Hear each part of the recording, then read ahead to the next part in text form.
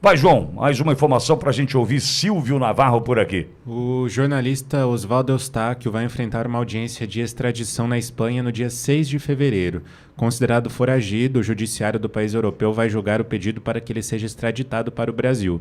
Na mesma audiência, também será analisada uma solicitação do governo brasileiro para que ele comece a cumprir pena no país. Eustáquio foi intimado no dia 27 de janeiro, na segunda-feira. Ele teve 2 mandados de prisão preventiva no Brasil emitidos pelo ministro Alexandre de Moraes do Supremo Tribunal Federal. O jornalista é acusado por ameaça, corrupção de menores e tentativa de abolição violenta do Estado Democrático de Direito. Em 8 de janeiro de 2023, quando um grupo de extremistas invadiu as sedes dos 3 poderes, ele não estava no Brasil. De acordo com o Poder 360, em outubro do ano passado, Moraes solicitou a extradição de Eustáquio. Até o momento, não há uma condenação contra ele, sequer uma acusação formal. A defesa de Eustáquio disse em nota que a Constituição espanhola determina que, abre aspas, nenhum estrangeiro será devolvido ao seu país de origem por questões políticas, fecha aspas, e que processos de extradição seriam vetados em caso de pedidos de asilo. Silvio, acho que eu vou direto ao ponto aí. A palavra é perseguição, vingança. O que a gente está assistindo, por exemplo, com o Lacombe, né, no timeline, né, o bloqueio, né, a impossibilidade de acessar o conteúdo gerado pelo Lacombe. Não é pelo Lacombe, é porque o Alan dos Santos está junto. Não é pelo Lacombe, infelizmente. Né, porque um perseguido, né, de Alexandre de Moraes está no projeto. Eustáquio, a mesma coisa. Então tem os Daniel Silveira, tem os escolhidos, né, do ministro Alexandre de Moraes, e aí a perseguição se dá. Dessa forma, a vingança chega assim, Silvio. Pelo menos é dessa forma que eu estou encarando esse momento do Eustáquio e também, por exemplo, o que acontece agora com o timeline do Lacombe, viu, Silvio? Não, perfeito, Pitoli. Eu concordo em todos os pontos que você colocou, assino embaixo. É perseguição, sim.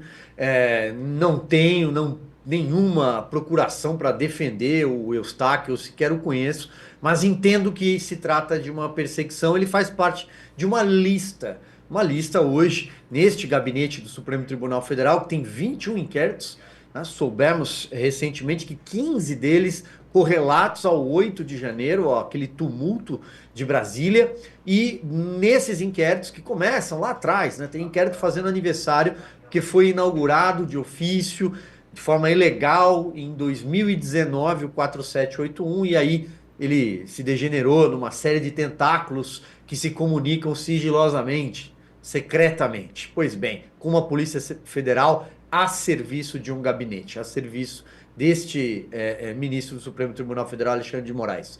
Então eu acho que há uma lista de perseguidos, sim, como aconteceu com o Daniel Silveira, como tem outros, o Alan dos Santos, que vocês estão, são o Felipe Martins, há uma lista de pessoas que são perseguidas pelo judiciário brasileiro. E digo isso amparado em lei. Né? No enunciado, o João acabou de trazer o que diz a lei na Espanha sobre você deportar um brasileiro que não tem uma condenação. Não pode não pode estar a serviço político. Então eu acho que está tudo muito claro. Em relação à timeline, a revista, um projeto recente até dos jornalistas, sobretudo meu grande amigo, meu irmão, Luiz Ernesto Lacombe, o que eu digo aquilo foi censura prévia. Não há outra palavra, outro termo, outra expressão, senão censura prévia. Inclusive em desacordo a própria jurisprudência do Supremo. Né? Tem lá a DPF, que tem uma nomenclatura que nem vou entrar aqui, é termo jurídico 130, que já tratava sobre isso, de proteção à liberdade de expressão, à lei da imprensa, aplicação e recebimento da lei da imprensa. Então, é censura prévia. Nós estamos na era digital. É algo similar, Pitoli, ao jornal, você dizer, o jornal não pode chegar à banca amanhã. É uma revista digital porque ela foi censurada integralmente. Os perfis nas plataformas e o conteúdo. Então você está censurando previamente. É como uma revista semanal, na época impressa, não vai chegar na quinta, sexta-feira à banca. É similar. Então é aquilo que em 20 de outubro de 2022 a ministra Carmen Lúcia, envergonhada, disse em relação ao Brasil Paralelo. Olha, isso aqui tem cara de censura. Aliás, isso aqui é censura, mas vai ser só desta vez. referindo-se a uma segunda-feira pós-eleição que nunca chegou. O Brasil vive uma era de censura. Ponto 2. Não houve ampla defesa.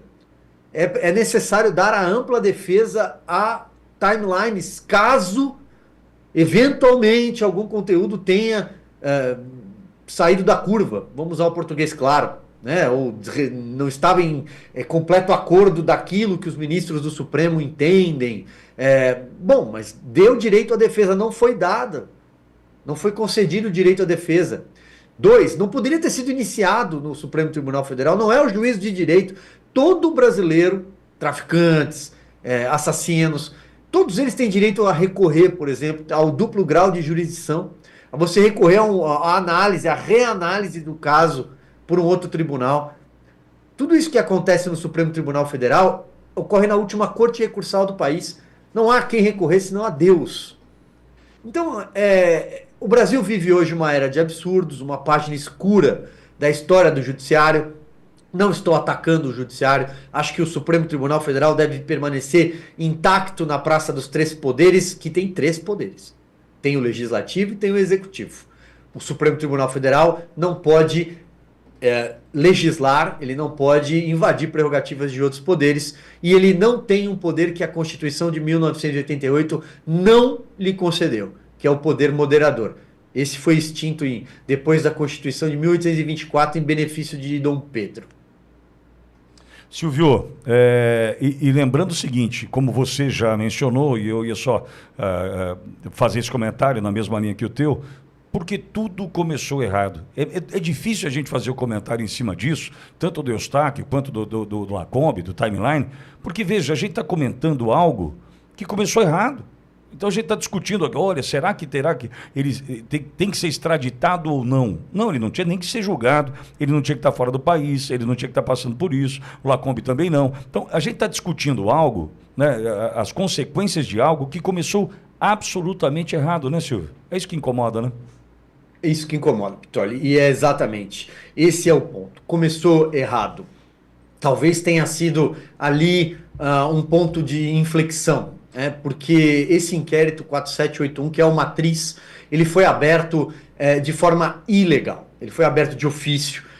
À época, o presidente do Supremo era o Dias Toffoli, e ele entrega esse inquérito nas mãos do ministro Alexandre de Moraes sem sorteio, sem ter sido provocado pelo Ministério Público, no caso, a Procuradoria-Geral da República, por exemplo.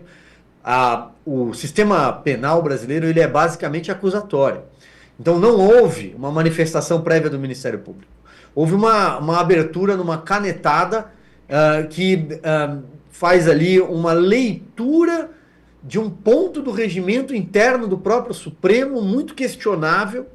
E àquela época, numa entrevista até recente, o então decano daquela época, o ministro Marco Aurélio Mello, ele disse nessa entrevista, olha, estávamos na casa do ministro Luiz Roberto Barroso, e o ministro Dias Toffoli, que presidia a corte, disse, olha, decano, estou abrindo aqui um inquérito de ofício, sei que o senhor não vai concordar. Ou seja, já nasceu errado. O nascedouro é errado. E a partir dele derivou-se tudo que a gente assiste hoje no Brasil. A única forma do Brasil retomar a normalidade institucional e a pacificação para que a luta política aconteça na arena correta. A arena correta é o período eleitoral e o Congresso Nacional. O Legislativo serve para isso. O Legislativo é a caixa de ressonância da população, do eleitor. É ali onde a fervura pode acontecer, porque há um embate entre pessoas eleitas pelo voto popular. Só existe um caminho, é pelo Estado de Direito. E o que nós estamos assistindo é justamente o oposto. É um Supremo Tribunal Federal ativista que persegue pessoas de um mesmo espectro político há muito tempo, com inquéritos que estão abertos há muito tempo. Então, o Brasil precisa retomar o Estado de Direito, retomar a lei. Este é o único caminho da pacificação. E tudo de uma forma absolutamente dentro do que diz a nossa Constituição e, ao fim, finalizo, a democracia. Aqueles que dizem estar protegendo a democracia, talvez estejam colocando o Brasil numa rota contrária à dela. Muito bem. Silvio, e o programa de sábado, como é que tá? Tamo lá, Pitoli, todo sábado às 11 horas, debatendo um pouco de história, né? Passeando um pouco pela história, falando sobre livros, com grandes autores, trazendo entrevistados. Fica aqui o convite para quem estiver na audiência da Auriverde, gostar de conteúdo, gostar de política, história do Brasil. É só dar um pulinho lá, canal do Silvio Navarro. A gente também tem a livraria do silvionavarro.com.br. A gente abre descontos e sorteamos também livros ao longo do programa. A gente entrega para as pessoas. Essa é nossa missão, Pitoli.